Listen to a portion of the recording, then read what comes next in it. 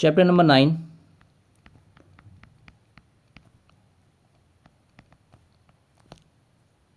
Applications of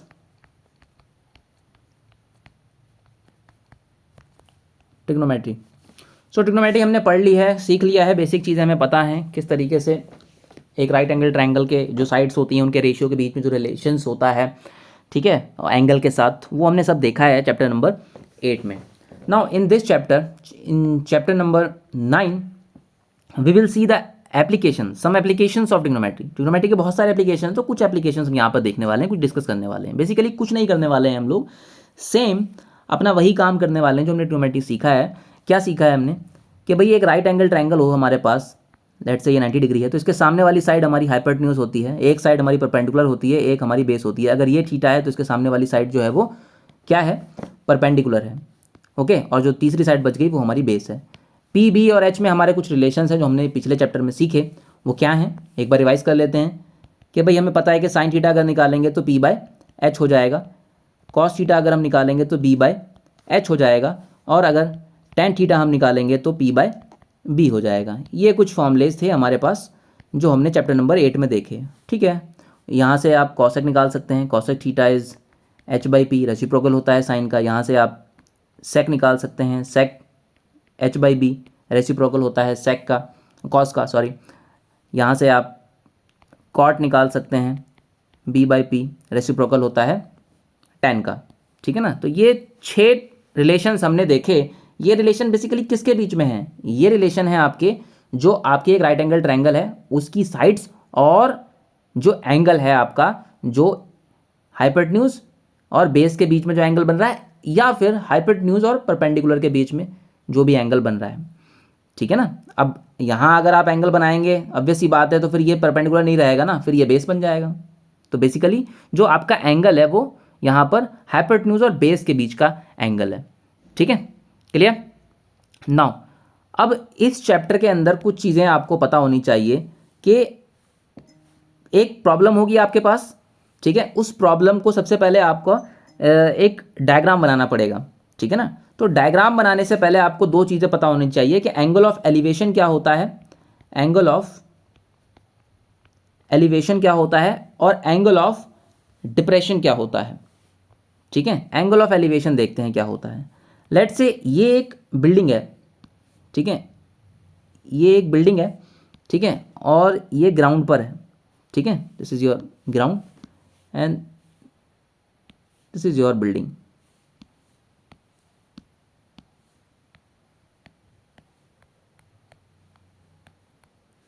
ठीक है। Now अब ग्राउंड से आपने इस बिल्डिंग का टॉप देखा, लेट्स से यहां पर इसका टॉप है, दिस इज योर टॉप, ठीक है, ये ग्राउंड है, ठीक। ग्राउंड से आपने इसके टॉप से एक रस्सी बांधी, यू कैन से कि भाई ग्राउंड से हमने एक टॉप पे, बिल्डिंग के टॉप से एक रस्सी बांधी। तो ये जो रोप है, ये वाली, इसने ग्राउंड के साथ जो एंगल बनाया है थीटा, ठीक है ना, तो इस एंगल को हम लोग बोलते हैं एंगल ऑफ एलिवेशन। एलिवेशन क्यों कि आप इस पॉइंट से देख रहे हैं इसके टॉप को, तो ऊपर की तरफ आप देख रहे हैं, सर उठाना पड़ रहा है आपको इस पॉइंट को देखने के लिए, ठीक है ना। ऊपर की तरफ आप जब देखते हैं तो जब हमारा एंगल बनता है ग्राउंड के साथ, उसे हम लोग बोलते हैं एंगल ऑफ एलिवेशन, ठीक है, क्लियर। अब एंगल ऑफ डिप्रेशन क्या होता है,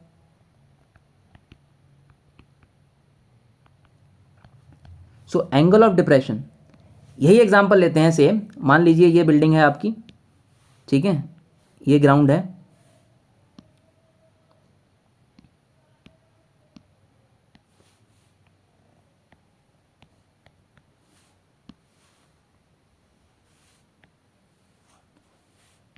so this is your building, ये आपका टॉप है, ठीक है, ये आपका ग्राउंड है, ठीक है। अब लेट्स से इस पॉइंट को आप यहां खड़े हैं, ठीक है ना, यहां से आप इस पॉइंट को ऑब्जर्व कर रहे हैं, इस पॉइंट को आपने देखा यहां से टॉप से बॉटम की तरफ, यानी कि नीचे की तरफ आप देख रहे हैं जब, तो जब आप नीचे की तरफ देखते हैं तो हॉरिजॉन्टल लाइन के साथ जो एंगल बनता है, ये एंगल, इसको हम लोग बोलते हैं एंगल ऑफ डिप्रेशन, डिप्रेशन मतलब नीचे की तरफ आप देखते हैं जब ये एंगल, ठीक है ना, जब आप ऊपर से नीचे की तरफ देखते हैं तो हॉरिजॉन्टल के साथ जो एंगल बनता है उसे हम कहते हैं एंगल ऑफ डिप्रेशन। और ये जो आपकी लाइन है इसको हम बोलते हैं लाइन ऑफ साइट। क्या बोलते हैं? लाइन ऑफ साइट, ठीक है ना। यहाँ ये लाइन है, लाइन ऑफ साइट है आपकी, ठीक है ना, ये देख रहे हैं आप यहाँ से लाइन ऑफ साइट। तो एंगल ऑफ एलिवेशन वो एंगल जब आप नीचे से किसी चीज़ को ऊपर की तरफ देखते हैं, कोई चीज़ ऊपर है, टॉप पर है आपसे, आपके लेवल से, आपके आई लेवल से या ग्राउंड से, और ग्राउंड से आप किसी चीज़ को ऑब्जर्व कर रहे हैं, ऊपर की तरफ आप देख रहे हैं, ठीक है। तो लाइन ऑफ साइट ग्राउंड के साथ क्या एंगल बनाती है उसे हम क्या कहते हैं? उसे हम लोग कहते हैं एंगल ऑफ एलिवेशन, ठीक है। और इसका उल्टा, जब आप टॉप पर खड़े हैं, नीचे की तरफ देख रहे हैं, सर झुकाकर आप नीचे देख रहे हैं, ठीक है ना, किसी बिल्डिंग के छत पर आप खड़े हैं और ग्राउंड पे किसी को ऑब्जर्व कर रहे हैं, किसी व्हीकल को जाते हुए देख रहे हैं, तो आप सर झुका के देखेंगे, नीचे की तरफ देखेंगे, ठीक है। तो लाइन ऑफ साइट और हॉरिजॉन्टल, आपके लेवल से जो हॉरिजॉन्टल लाइन है उसके बीच में, ये हॉरिजॉन्टल, ठीक है, दिस इज हॉरिजॉन्टल, ठीक है।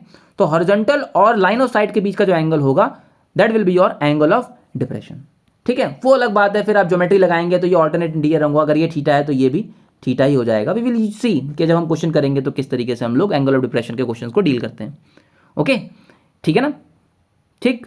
तो ये आपकी दो टर्म्स थे, angle of elevation and angle of depression. तो ध्यान रखना है, जब भी ग्राउंड पे खड़े होकर आप बिल्डिंग के टॉप को ऑब्जर्व करेंगे, मतलब ग्राउंड पे खड़े होकर किसी बिल्डिंग के टॉप को आप देखेंगे, तो जो सर उठाकर आप जो देखेंगे उसको, तो आपकी लाइन ऑफ साइट और ग्राउंड के बीच का जो एंगल होगा that will be your angle of elevation.